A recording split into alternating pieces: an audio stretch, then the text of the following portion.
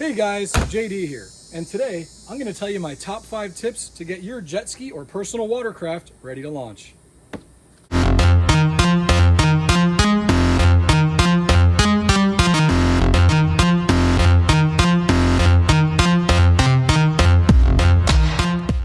My number one thing to check before leaving your house with your personal watercraft is your drain plugs. The first thing you need to check before leaving your house is your drain plugs. Don't wait till you get to the ramp. Get these plugs in before you leave the house. Make sure they're nice and tight. Don't leave that up to chance. Alternatively, you could install a set of Versa plugs like these ones here. Versa plugs never need to be tightened. They provide an automatic draining mechanism, and this way you could set them and forget them. You don't ever have to worry about forgetting to leave your plugs installed. The great thing about these as well is if you have a hose break or you have excessive water get into your ski, it'll drain right out. Even if your ski loses power and is taking on water, these will allow the bilge to drain while under tow. I've even seen die-hard enthusiasts forget to put their plugs in, so don't leave them hanging.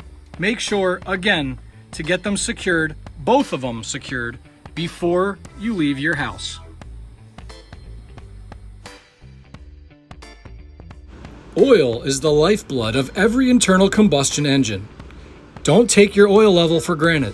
Check it every time before heading out on the water. If you have a 4-stroke jet ski, it's good to check your oil at the dock while the ski is level in the water. But I like checking my oil on the trailer before I even leave the house. To do that, you'll need a level like this. It doesn't matter if the ski looks level. Use a level like this and lower or raise the tongue of your trailer to get your engine completely level. Every ski is different, so make sure to check your owner's manual on the proper way to check the oil. With this particular ski, you could check the oil hot or cold, and the dipstick should be in the same place. Some engines like the Yamaha TR1 have an auxiliary oil tank, and you have to run the engine for a little bit to get an accurate reading. So you're going to pull your dipstick, and then you're going to use a clean paper towel to wipe it off, just like this, okay? Then we're going to reinsert the dipstick all the way down. Wait a second or two. Slowly pull the dipstick out and check the level. For Kawasaki Ultra 310s and Ultra LX, you want the oil to be in the middle of the fill, just like this. Also, as a side note, your oil should always be a light to medium amber color. If it looks black or you can't see through it, that means it's time for an oil change. And my motto is better to be safe than sorry. So I always carry with me a sealed quart of full synthetic 1040 motor oil. You never know when you or a buddy might need it. Even though 2-stroke skis like this one here don't take 4-stroke oil, always make sure your oil tank is full of suitable 2-stroke oil before leaving your house. If you have a 2-stroke jet ski that's been converted to premix, always make sure you carry a suitable amount of 2-stroke oil with you out on the water, as well as a proper measuring bottle so you can add the right amount of oil if you have to refuel. Today's high-tech fuel-injected watercraft include a variety of tech and entertainment features that rely heavily on your ski's battery. Ensure your battery is up to snuff before you head out on the water. One of the most important things you can do before leaving your house to head out to the water is to check your battery's voltage. Now, you don't need any fancy multimeter to do this, although checking it with a multimeter is ideal. On the Kawasaki Ultra, for example, your battery voltage is displayed right on your main dash. Ideally, you want the voltage to be between 12.5 and 12.6 volts minimum before heading out on the water. If your voltage is lower than that, I highly recommend you disconnect your battery terminals and connect your battery to a suitable charger. For jet ski and power sport batteries, you don't normally need a big fancy charger like this. For power sports batteries, smaller is better. A charger like this that provides less than 2 amps is ideal for bringing power sports batteries up to their full charge. It's a good idea to do this check the day before your ride, so if your battery is low, you can let it charge overnight. And of course, after you've verified your battery voltage, checked your oil, and put your plugs in, it never hurts to start your ski up and let it idle for a few seconds to ensure everything starts as it should.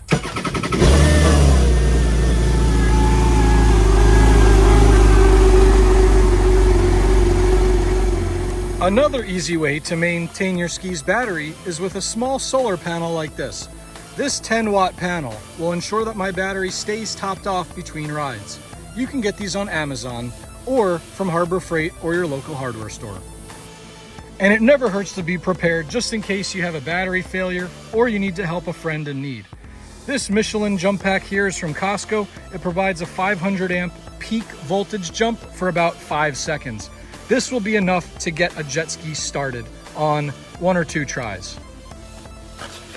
I keep this in my ski at all times. Having and using the proper safety gear and equipment can be the difference between life and death. Many of the items I'm about to show you are also legally required for every personal watercraft operator in the United States. Now, let's talk about required safety gear. So if you're in the United States, the U.S. Coast Guard requires you to have a couple different things on your personal watercraft at all times. The first thing we're going to talk about is a fire extinguisher.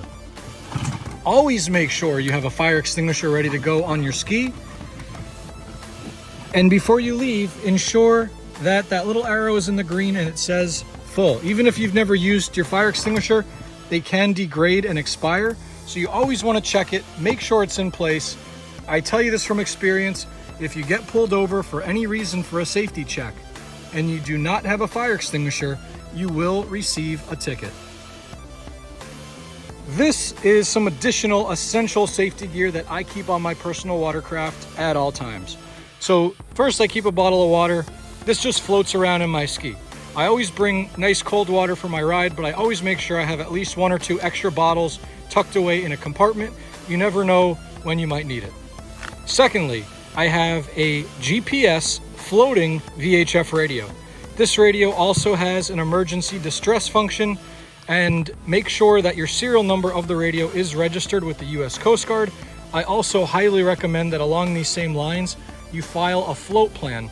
It doesn't have to be anything formal, but make sure to contact family members or friends and let them know that you're heading out on the water.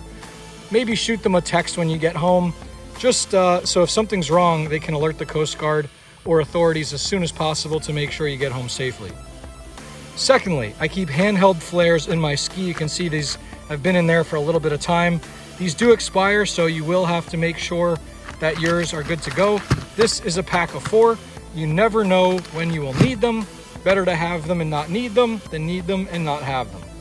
Finally, minimum required gear is a U.S. Coast Guard approved life jacket. Now, if you're not in the United States, then ignore that part of this.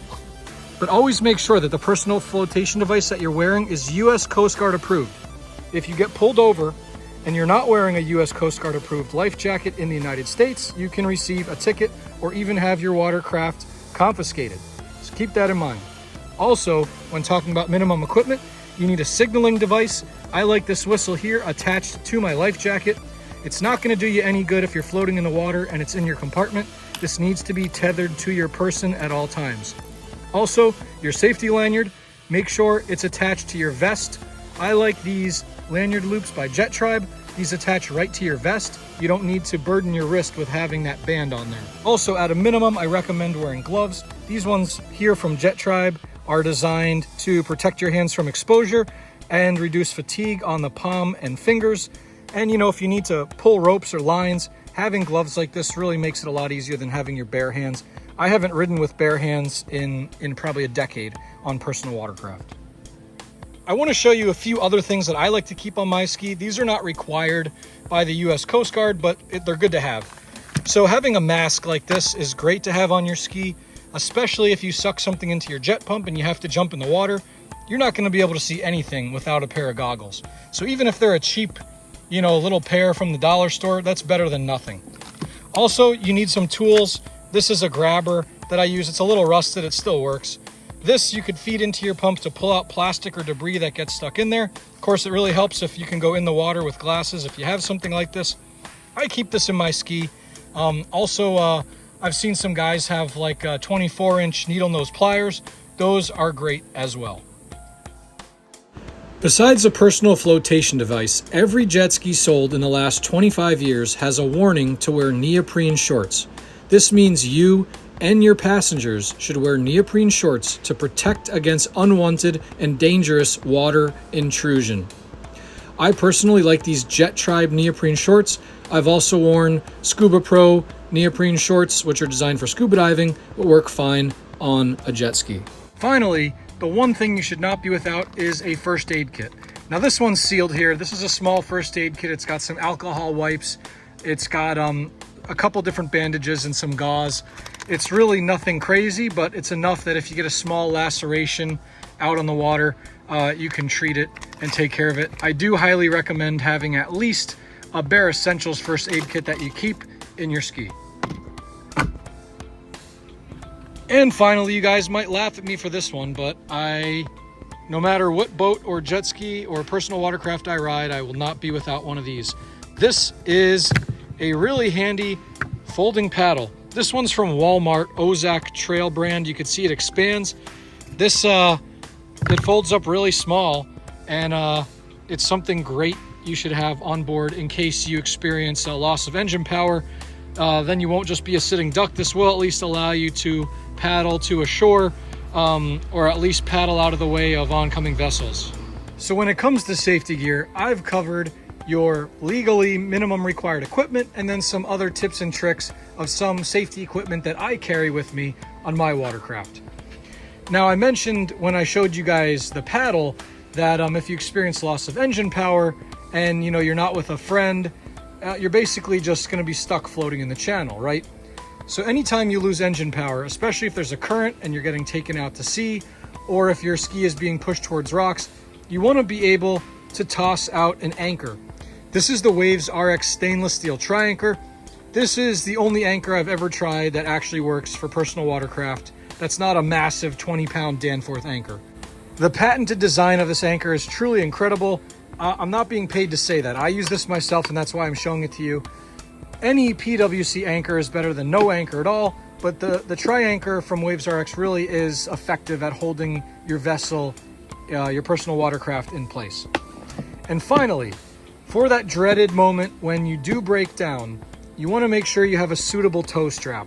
Now, unfortunately, this one I have here is not, it's just a regular tow strap, so it doesn't have a stainless hook, and I've never used it, but it's rusted a little from being in my compartment. This is for two reasons. One, if you have to be towed, or two, if you have to tow someone else. All right, so you got your plugs in, you checked your oil, you tested your battery, your safety gear's all in order. Now, don't forget to grab your registration, your boater safety card, and any applicable insurance information before heading out on the water. All right, so finally, let's touch on another legal requirement that pretty much everybody needs to have if you're operating a personal watercraft here in the United States. So first of all, you need your registration numbers properly placed on your ski. No one wants to get pulled over, but if you do, they're gonna check your paperwork. Always make sure your registration numbers are clear and easy to read, and make sure you have your registration sticker on your ski. In the United States, this is a requirement in every state. States vary by where you need to place this decal and what it looks like and how many years you can renew that registration for.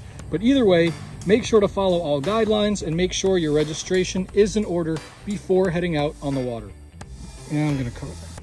Also, if you live in the state of Florida or many other states, you're required to have a boating safety card on you at all times.